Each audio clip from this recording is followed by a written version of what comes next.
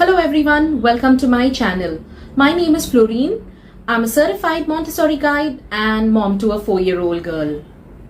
After my video on teaching letters phonetically, I received few queries requesting for more fun activities to teach letter recognition. And today's video is just about that. Now, I would suggest to do these activities after the 4th step of the formal lessons. That is, after introducing sandpaper letters or flashcards. And you need not wait till you have formally introduced all letter sounds. Even if you have introduced 4 or 5 letter sounds, you can do the activities mentioned. However, when you do these activities, be sure to include only those letter sounds which you have formally introduced. Magnetic letters are very versatile. Kids love sticking them on and removing them. You can use them on a magnetic board or even on a baking tray, a tin box, and even on your refrigerator. We use them for many lessons apart from letter recognition, like uppercase, lowercase match, and even while learning to read. For letter recognition, we display both the uppercase and the lowercase letters together and learn the letter sounds. Plus, we play games like run and bring me letter J or B from the board.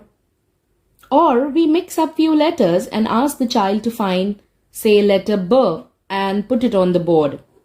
We start with only 4 or 5 letters and gradually add 1 or 2 letters. Kids learn faster when they use their senses. In this case, seeing and touching. Using the magnetic letters, you can also do matching games. Take some picture cards or flashcards and the corresponding letters in a basket and ask the child to match the letter to the card, emphasizing on the letter sound. Initially, you can even use an alphabet book for this activity. Since the letters are already there, it will be easier to match, especially with very young toddlers.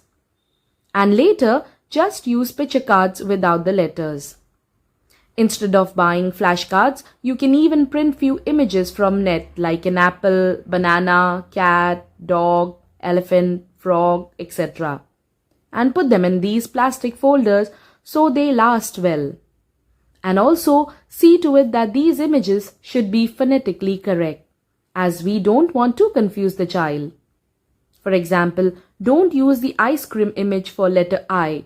Rather use igloo or injection, as the letter sound of I is E. I am also sharing a link to this printable which is free to download in the description box.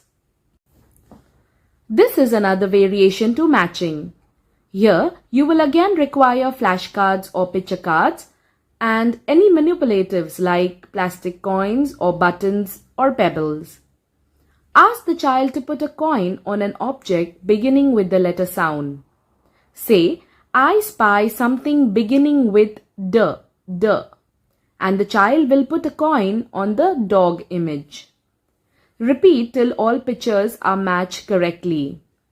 To start with, use only 4 or 5 picture cards at a time. And if you are using this printable, use only 1 page at a time. There are more activities available on the net, and I have tried quite a few too. But these are the ones I found to be most effective. There are activities where you use flashcards with your child every day or every alternate day. But most kids this age will not sit for an entire lesson. In our classroom, we have these language boxes for each letter sound with miniature objects. After the sandpaper lesson, we let the child explore these boxes. While the child is exploring each object, we name the object, like dolphin, dolphin, or door, door. This is done along with the sandpaper letter. At home, if you can, put together few objects of a particular letter sound and along with the sandpaper letter or flashcard, let them explore and match.